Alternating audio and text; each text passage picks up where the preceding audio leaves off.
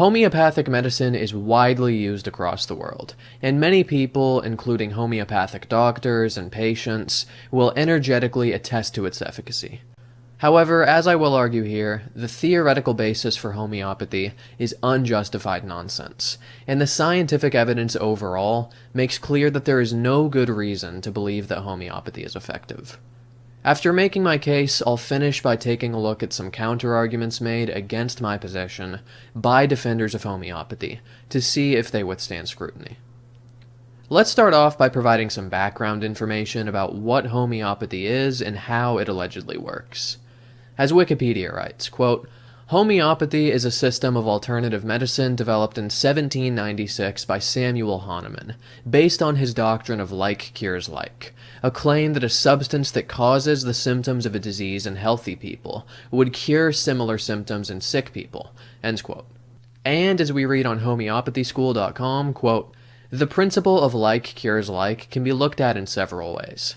One way is to assume that the body knows what it is doing and that symptoms are the body's way of taking action to overcome illness. This healing response is automatic in living organisms. We term it the vital response. The similar medicine acts as a stimulus to the natural vital response, giving it the information it needs to complete its healing work.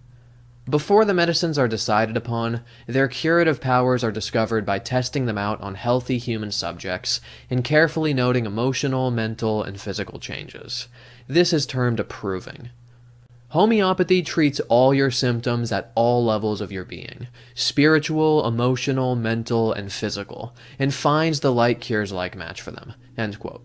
Right off the bat, alarm bells should be ringing within the skeptical part of your mind. First off, notice that homeopathy was originally developed in the late 1700s. The importance of washing your hands in a medical environment wasn't discovered until the 1840s. Antibiotics first became widely used 100 years later in the 1940s. The idea that the sound foundations for an all-encompassing medical science were established in the late 1700s is a very dubious proposition, given how much we've learned about human disease and its treatments since then. Notice also that homeopathy promises a cure-all. Not only will the physical symptoms of your illness be eradicated, but any mental, emotional, and even spiritual problems that you have will also be eliminated with the proper homeopathic treatment. Whenever a person presents you with a utopian panacea like this, you should immediately suspect that they're peddling bullshit. You see large claims like this taking many different forms. Islam is the solution, and through the teachings of Muhammad, we can shape our entire lives. Pray to Christ, and whatever you ask for will come true. Invest in our multi-level marketing company, and you'll become rich beyond your wildest dreams. Real medicine and real disease is complicated stuff. It's not as simple as take this pill and all of your problems in life will wither away. This is the promise of a con man who makes his living selling snake oil. And we see further evidence of this homeopathic oversimplicity in Samuel Hahnemann's concept of miasms. As Wikipedia writes, quote, "Hahnemann introduced the concept of miasms as infectious principles underlying chronic disease. Hahnemann associated each miasm with specific diseases and thought that initial exposure to miasms causes local symptoms, such as skin or venereal diseases. If, however, these symptoms were suppressed by medication, the cause went deeper and began to manifest itself as diseases of the internal organs. Homeopathy maintains that treating diseases by directly alleviating their symptoms, as is sometimes done in conventional medicine, is ineffective, because all disease can generally be traced to some latent, deep-seated, underlying chronic or inherited tendency. The underlying imputed miasm still remains, and deep-seated ailments can be corrected only by removing the deeper disturbance of the vital force. Hahnemann's hypothesis for the direct or remote cause of all chronic diseases, miasms, originally presented only 3 miasms: psora, the itch, syphilis, venereal disease, or psychosis, figwort disease. Hahnemann believed psora to be the cause of such diseases as epilepsy, cancer, jaundice, deafness, and cataracts." End quote. Hahnemann's general viewpoint of how diseases manifest and progress appears to be starkly at odds with the understanding provided by conventional medicine, that is to say, effective medicine, as attested to by mountains of data and double-blind trials. And that's because sometimes medication simply does work. For example, if you take the appropriate medication, you will be cured of your tuberculosis. There is a grain of truth in Hahnemann's analysis, however. Some of our healthcare system does focus on treating symptoms rather than the underlying causes. For example, prescribing cholesterol-lowering medication rather than simply implementing a healthy diet in the first place. But the thing is, these medications do the things that they're designed to do, at least to a certain extent. And Hahnemann's solution to this allegedly faulty approach to medicine isn't actually to get at the root cause of the illness, as he claims. Instead, as we'll soon see, his solution is to provide the patient with utterly ineffective junk medicine, which isn't much of a solution at all. Now, in his defense, his ideas were formulated in the late 1700s, and conventional medicine back then wasn't nearly as effective as it is today, so perhaps we can cut him some slack for developing his viewpoints during that time period. But there is no excuse for maintaining these views in the 21st century. Another thing to notice about these so-called miasms is that they arbitrarily classify a wide range of diseases into these neat little categories. We're told that all of these medical conditions have the same underlying cause. Could you imagine visiting a doctor and having him be like, well, look, deafness, cancer, cataracts, at the end of the day, it's all the same shit. How likely would you be to visit this doctor again or recommend him to a friend? Not very likely, I imagine. No, you'd be like, this person is talking moonshine and he should be fired.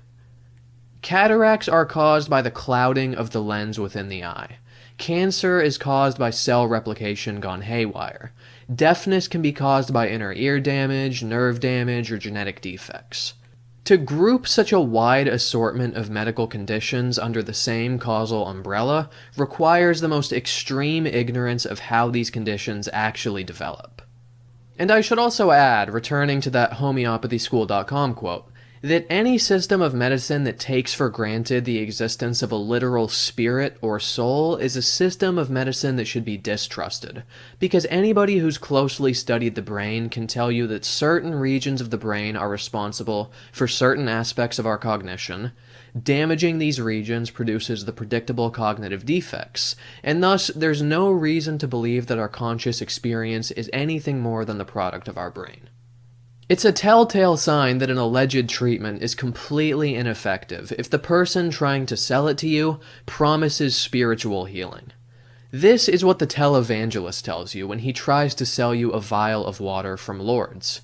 This is what you hear from the New Age crackpot trying to sell you some crystals from Atlantis.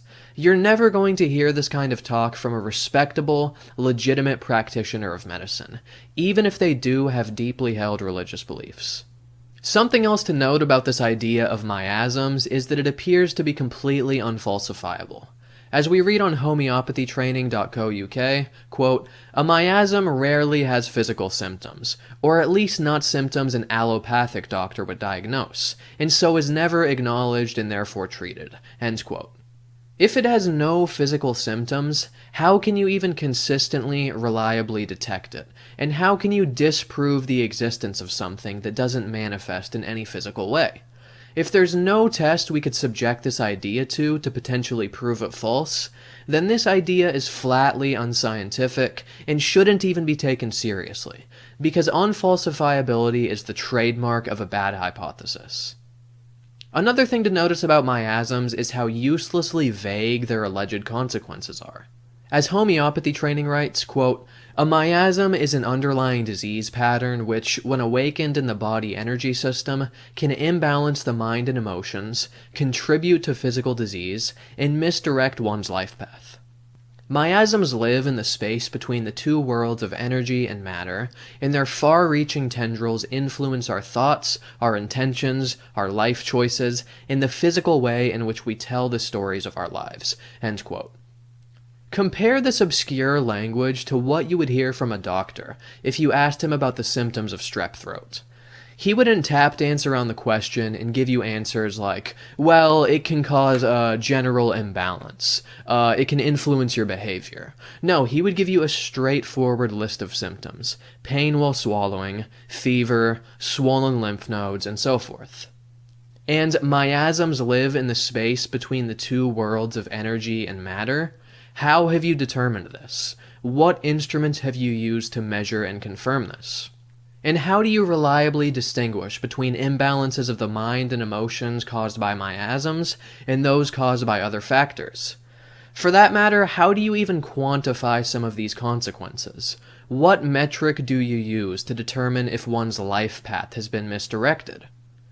I could just as easily come forward and say that tiny, invisible demons, which live in the space between energy and matter, imbalance our mind and emotions, contribute to physical disease, and misdirect our path in life. But if there is no test that we could subject this idea to prove it false, and if there is no physical evidence of these tiny, invisible demons, what reason do we have to believe that these demons exist? Let's take a closer look at how homeopathic remedies purportedly act upon the human body. As Larry Malerba writes in an article entitled In Defense of Homeopathy, quote, unlike drugs, which must often be taken on a regular basis to maintain their suppressive effects, homeopathic remedies act as bioenergetic catalysts, designed to provoke a healing response from the life force. Dr. Hahnemann himself attributed all genuine healing to the innate wisdom of the vital force. Homeopathy is based upon a stimulus-response model of treatment. Ineffective prescription acts as a stimulus that initiates a self-healing reaction from the bioenergetic field of the human organism. Once a healing response has begun, there is no need to repeat the stimulus unless its effect begins to wear off." End quote. This is New Age mumbo-jumbo 101 right here.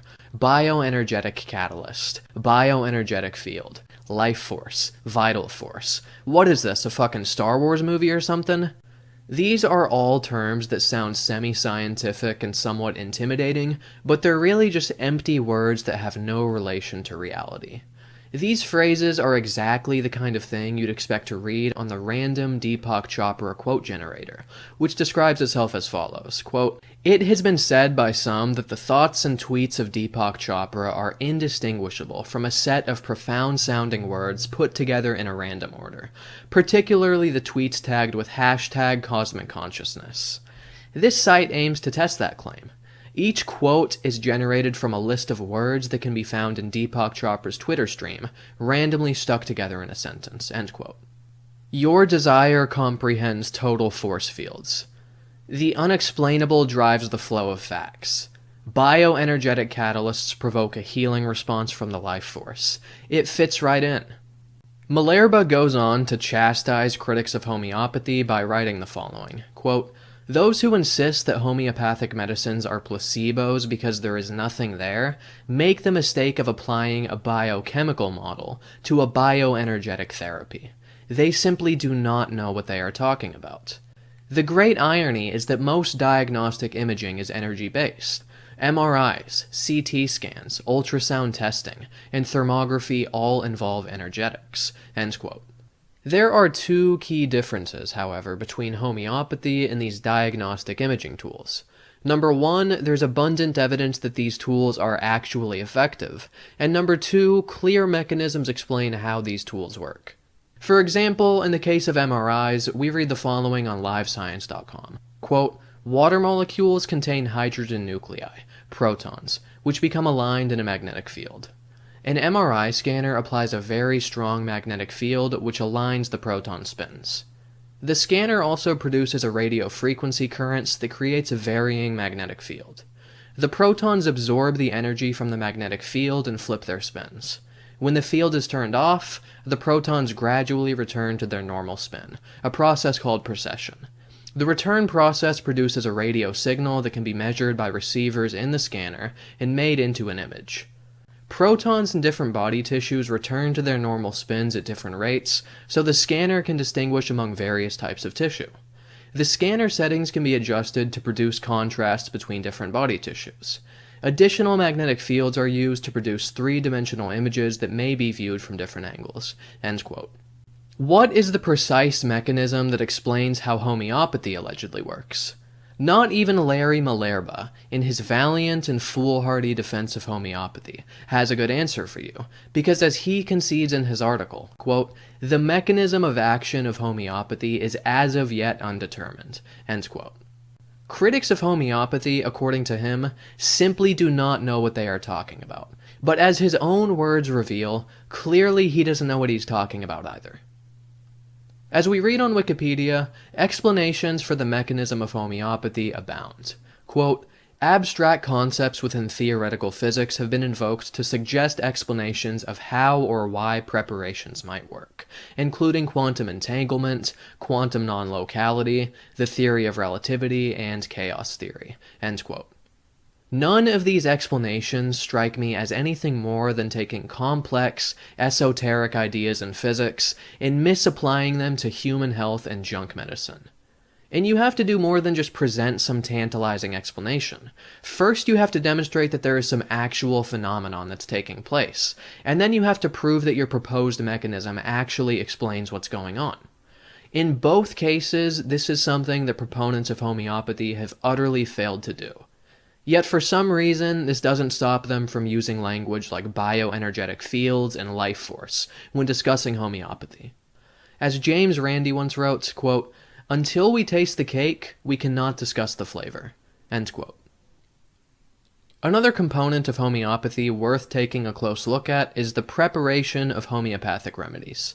As we read on Wikipedia, quote, "The preparations are manufactured using a process of homeopathic dilution, in which a chosen substance is repeatedly diluted in alcohol or distilled water, each time with the containing vessel being bashed against an elastic material, commonly a leather-bound book." A common explanation for his settling on this process is said to be that Samuel Hahnemann found preparations subjected to agitation in transit, such as in saddlebags or in a carriage, were more potent. Hahnemann had a saddlemaker construct a special wooden striking board, covered in leather on one side and stuffed with horsehair. End quote. What a silly thing to do at each successive stage of the dilution.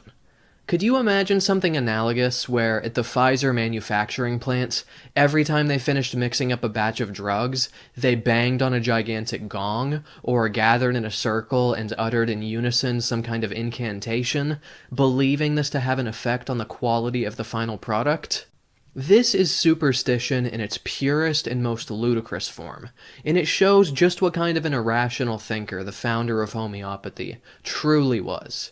This is the same kind of junky logic that led primitive tribes to perform ritualistic rain dances, or sacrifice children to the gods, in order to ensure a bountiful harvest. Why even bother with dilutions, you might ask? Wouldn't that just be reducing the potency and thus the effectiveness of the homeopathic medicine? This might be a reasonable assessment if we're talking about conventional Western medicine, but to think this way about homeopathy is to fail to grasp the delicate nuances of what's going on here. In the world of homeopathy, the more diluted the original substance becomes, the more potent the homeopathic treatment. As we read on homeopathichealing.org, quote, "How can it be that the more a substance is diluted, the stronger or more potent it becomes? Isn't it a paradox that the highest potencies have the least amount of the original substance? This paradox resolves when we understand that a remedy acts not as a chemical or material factor, but rather as an informational field. Through a process that we are just beginning to understand, the repetitive dilution and succussion impart a patterning to the molecules of the dilutant. The pattern varies depending upon the nature of the substance to which it is exposed, and apparently carries information related to the nature of that substance. The more the solution is diluted and succussed, the more the pattern becomes coherent, intense, and detailed." End quote. If this sounds like complete and utter nonsense to you, you and I are very much on the same page here. On what grounds do they reach such a startling conclusions about how patterns of information can be somehow imprinted within the solvent to a more and more coherent degree, as less and less of the original solute is present? Great question, and one that's not answered in the article, because not surprisingly, no references to scientific literature which demonstrate this phenomenon are provided. As we all learned in our K-12 physics classes, the molecules in a liquid are not static. There's actually quite a bit of movement going on. So how exactly is information stored within a simple liquid like water?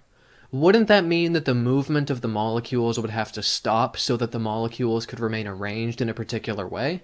And if so, wouldn't the water turn to ice then? If the dilution process truly does impart a patterning to the molecules of the dilutants, then surely this process could be measured and demonstrated in the laboratory. Well, according to the European Academy's Science Advisory Council, this claim has been investigated and thoroughly refuted. As they write in a 2017 report, quote, "Detailed scientific analysis of the influence of dissolved species on the structure and dynamics of water has refuted the homeopathic claim that water retains a memory even long after the last molecule of homeopathic entity has been removed by serial dilution. The impact of dissolved species on water is short range, of the order of nanometers, 10 to the negative 9th meters, does not extend beyond their immediate hydration layer, and does not demonstrate any long-term cooperative effect, nanoseconds, 10 to the negative 9th seconds, or even shorter. Thus, the homeopathy proposition that efficacy can be explained by a long-term memory of water has been proved scientifically unfounded and implausible." End quote. And they write on homeopathichealing.org that the remedy acts as an informational field. What does this even mean? What is an informational field, and how does this differ from an electrical or magnetic field? How can we measure this informational field? What device do they use to detect such a field? And where can I read about the laboratory experiments where the characteristics of this field are identified and precisely quantified? They write that this takes place, quote, "through a process that we are just beginning to understand," end quote. Translation, we don't have a fucking clue what we're talking about here. And even if we grant that we truly are just beginning to understand this phenomenon, then what rubbish have they been believing for the past 200 years in homeopathy? James Randi had a pretty good joke about homeopathic dilutions in a lecture that he gave on the subject. And another claim that they make, you'll love this one, the more dilute the medicine is, they say, the more powerful it is. Now, wait a minute. We heard about a guy in Florida, the poor man, he was on homeopathic medicine. He died of an overdose. He forgot to take his pill. And Tracy Moody created this brilliant cartoon about homeopathy. As we can see, it shows a guy at a homeopathy store with a basket full of items, and the cashier tells him that his total comes to $89.75. Rather than paying in the traditional manner, he grabs a pair of scissors, snips off a tiny piece of a $1 bill into a glass of water, slides it over to the cashier, and says, "Keep the change," while she has a befuddled look on her face. That is good stuff right there. The absurdity of homeopathic dilutions reaches new heights when you consider just how dilute we're talking about here. As James Randi points out in another lecture, if they take one part of the substance and put it in 10 parts of water and shake it up, it's called successing, not shaking up. They got to have a technical term for it. A certain way it's got to be shaken. And then what you've got is called a one solution, okay? That's called a one solution. If you take one part of that and put it in 10 parts of water, it's 1 part in 100 now, that's called a two solution. So it's directly related to the number of zeros on the amount of water, the comparative amount of water. So if you have a 5 solution, it's 5 zeros after the 1 and 1 part of substance in that. Now as soon as you get up around 23, 24, 27 and such, depending on the substance, you get to what they call Avogadro's limit. This guy Avogadro was a troublemaker way back when, and he came up with this limit which says that there's only, at that point, for that particular substance, there's a chance in the solution you now have of there being one molecule of that substance present. If you do it again, you got one more order, one more dilution, there's one chance in 10 of there being one molecule of the substance in this liter or whatever of water. Well, folks, the homeopathy people start off at a dilution of 10 to the 50th, generally speaking. There are 10 to the 23rd stars in the universe. That's what I call dilute. Oh, but you ain't heard dilute yet. They go all the way up to 10 to the power of 1,500. That's extremely dilute. Now look at what that means. I called my friend Martin Gardner and said, "Martin, I really need something for the layman I don't know what 10 to the 1500th is. It's a huge number, very, very, very large number, but how do I illustrate that? He said, I'll call you back. Martin said, if you take 1 grain of rice, crush it up in a teaspoon, you then dissolve that powder in a sphere of water the size of the solar system, with the sun at the center and the orbit of Pluto at the outside. Then you repeat that process 2 billion times. And as Stephen Barrett writes on quackwatch.org, quote, to expect to get even 1 molecule of the medicinal substance allegedly present in 30x pills, it would be necessary to take some 2 billion of them, end quote. But of course, this is only absurd if you're coming at it from a traditional medicine vantage point. Simply adopt the completely unjustified idea that the solvent somehow remembers the substance that were mixed within it, and that this memory gets stronger and stronger the more dilute the original substance becomes, and presto, there's nothing to be confused about, except everything. Recall that earlier we read the following from homeopathyschool.com, quote, the similar medicine acts as a stimulus to the natural vital response, end quote. Presumably, if this is the case, we could measure this in some way, correct? Imagine, for example, giving a control group a placebo, giving the treatment group the homeopathic pill, and recording various measurements like their white blood cell counts, the level of antibodies in their bloodstream, and so forth. If a clear difference was detected between the two groups, this would lend credence to the idea that homeopathic treatments do in fact stimulate this natural vital response. So where are the studies that prove such a phenomenon? I haven't seen them. And if the homeopath responds by saying that the vital response can't be measured in this way, if there is no metric we can use to detect the stimulation of this vital response, then how could this hypothesis possibly be falsified? And how could you prove that this idea is anything more than the product of your imagination? There is a reason that homeopathy is described as alternative medicine, and that's not because it's so stunningly effective that we had to create a special term for it. As Richard Dawkins once wrote, quote, if a healing technique is demonstrated to have curative properties in properly controlled double-blind trials, it ceases to be alternative. It simply becomes medicine, end quote. So what does the scientific research tell us about homeopathy?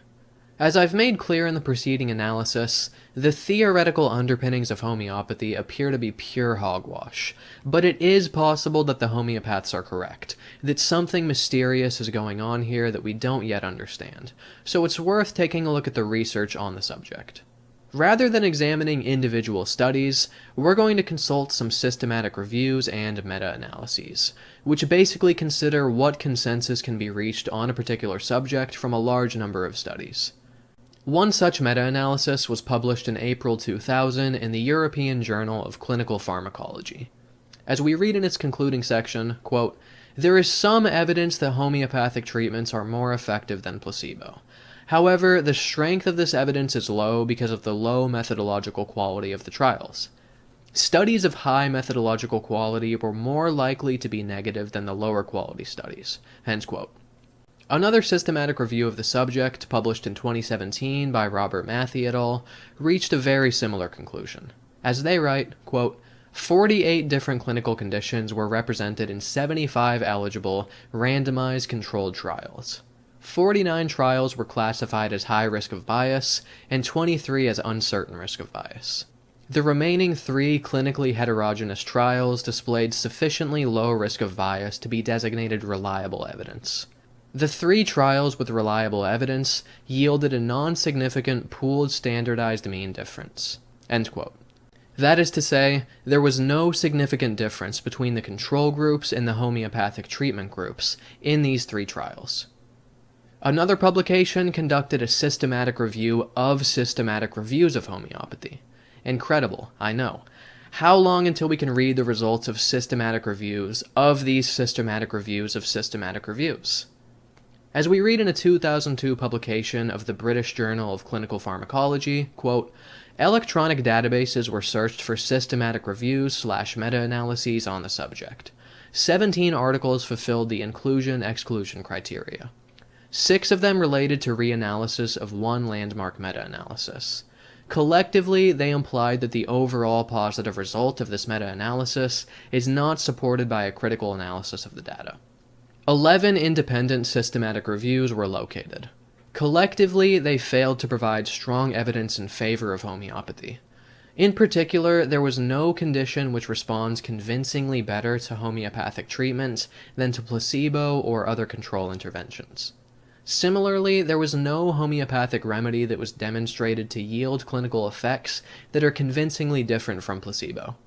It is concluded that the best clinical evidence for homeopathy available to date does not warrant positive recommendations for its use in clinical practice." End quote. Something else that Robert Matthey et al. Discovered is that, quote, "there was significant evidence of publication bias in favor of homeopathy." End quote. And publication bias, for those who don't know, is basically a form of bias in the scientific literature, where researchers are sometimes more likely to seek to publish, and journals are sometimes more likely to accept for publication. Research which yields a positive result with a large effect. Research which measures a significant difference between the control group and the treatment group, because this is seen as more interesting. This can ultimately have the effect of inaccurately skewing the research on a particular subject in the direction of there is something going on here, when in reality this might not be the case, as would have been made clear if all research on the subject went to publication.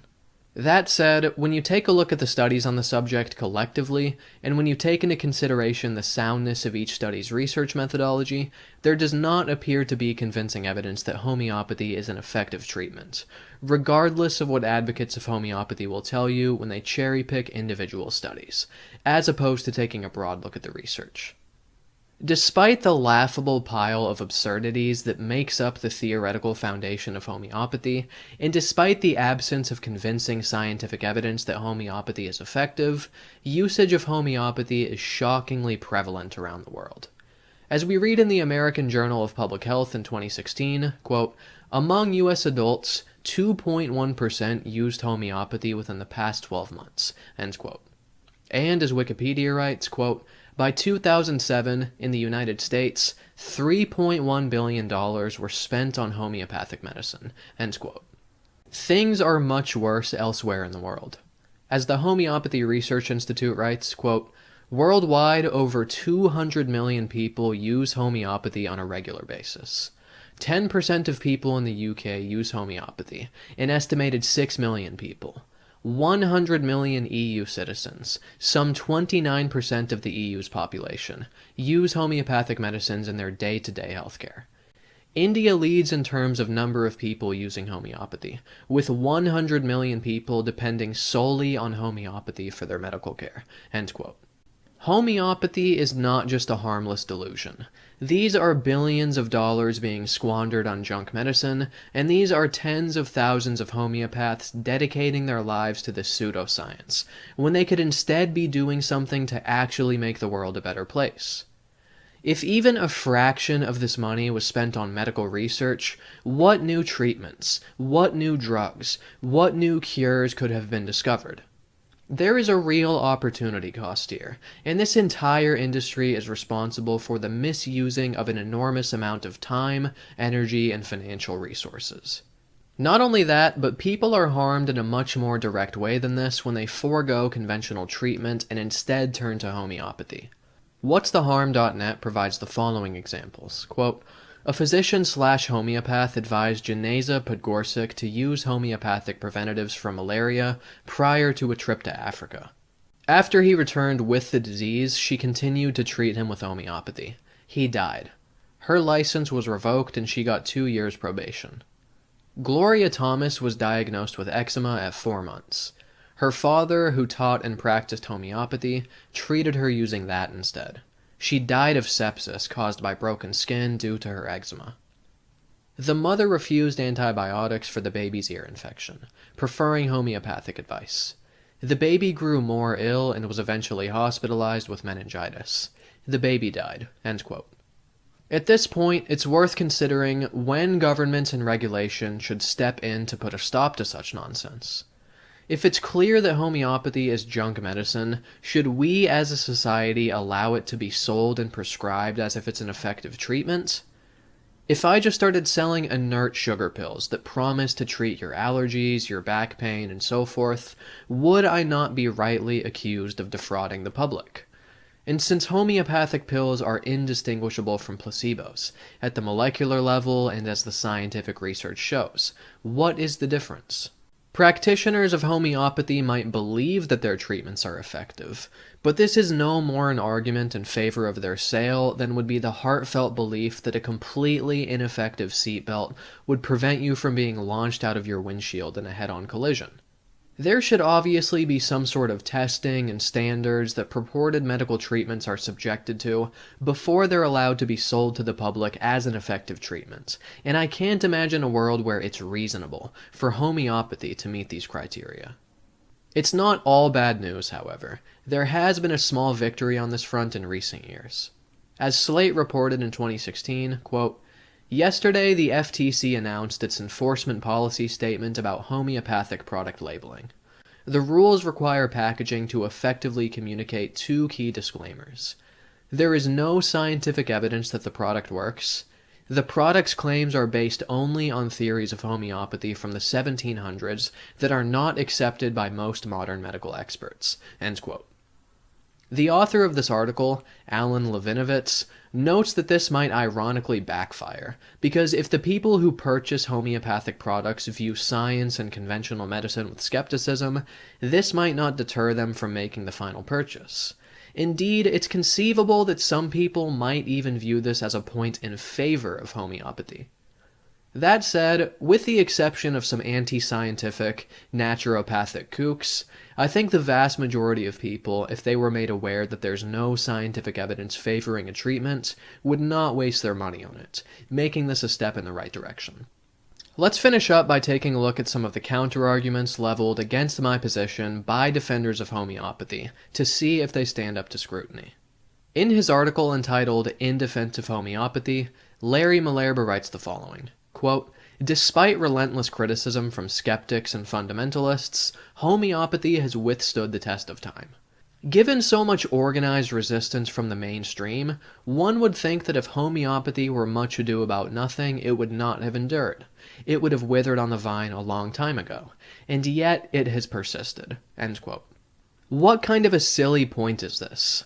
How long a particular belief has been around has no bearing on the truth or falsity of this belief.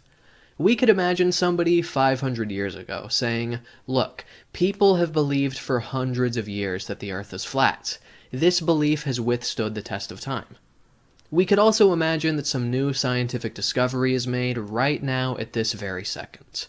The fact that the person who just made this discovery has been believing this claim for about 10 seconds doesn't automatically make the belief false. The truth of a claim does not depend upon the amount of time that a particular claim has been believed for. It's instead dependent upon whether or not the claim is in accordance with the way that the world is. Malerba takes another stroll down fallacy lane when he writes the following, quote, "Today there are well over 200,000 homeopathic practitioners in India alone. Is it possible that so many doctors and patients could be wrong about a medical therapy that they rely upon for their own personal health and well-being?" End quote. Yeah, actually it is possible. In fact, that is precisely the case. You could make the exact same argument about any number of unjustified claims. Everybody in the village believes that the rain dance is effective. Is it possible for so many of us to be so wrong about a ritual when the very success of our crops depends upon it? Yes, it's very possible. It's extremely possible that that is the case. Millions of people across the planet believe that prayer is effective or that hell is a real place. The fact that a large number of people believe a particular thing doesn't automatically make that thing true. Malerba also points out, quote, "the remarkable growth of homeopathy and the testimony of millions of satisfied patients who swear by its effectiveness." End quote. Cherry-picked first-hand accounts are not a reliable source of medical data. As the saying goes, the plural of anecdote is not data. Plenty of people believe that they have been abducted by aliens and experimented upon. The fact that they can present such a testimony is not convincing evidence of extraterrestrial anal probing. But if we're going to go down this road anyway, what about the millions of people who have tried homeopathy and found it to be completely ineffective? What kind of a one-sided approach is it that accepts the testimony of those who speak favorably of homeopathy and ignores those who reject it? This is textbook confirmation bias, counting the hits and forgetting the misses. But I will concede that homeopathy does provide some benefit to the world, because its defenders provide countless examples of how not to think rationally. You don't just ask people how they feel after taking a particular treatment, and then draw your conclusion right then and there, because people's conditions can improve for a number of different reasons. For example, if we just sit around and do nothing, given enough time, certain pains or illnesses will go away on their own, as the body repairs itself and as the immune system works its magic. There's also the placebo effect, where the belief that one is receiving an effective treatment can produce either perceived or actual improvements in one's condition. If you give somebody a treatment, they say, "I feel better," and you conclude that the treatment is responsible, you are not thinking rationally because you have not exhausted alternative explanations. Maybe the treatment was responsible. That's a possibility. But maybe the treatment is completely ineffective and they just feel better for psychosomatic reasons. Or maybe their body just fought off the infection on its own. This is precisely why we have control groups in scientific experiments, to distinguish between effects brought about by the treatment and effects brought about by other factors. The fact that some people will tell you that a treatment works doesn't actually prove that the treatment works. He also points out that, quote, homeopathic treatment is known for its lack of side effects, end quote. Yeah, and it's also known for its lack of effects. Inert sugar pills aren't exactly notorious for causing people to shit their pants or start convulsing on the ground. James Randi, in his lectures on the subject, has been overdosing on homeopathic pills for years, and somehow he just hasn't noticed any adverse effects. I have to do something now which seems a little bit strange for a magician, but I'm going to take some medication. This is a full bottle of Calms Forte. I'll explain that in just a moment. Ignore the instructions. That's what the government has to put in there to confuse you, I'm sure. I will take enough of these. Indeed, the whole container.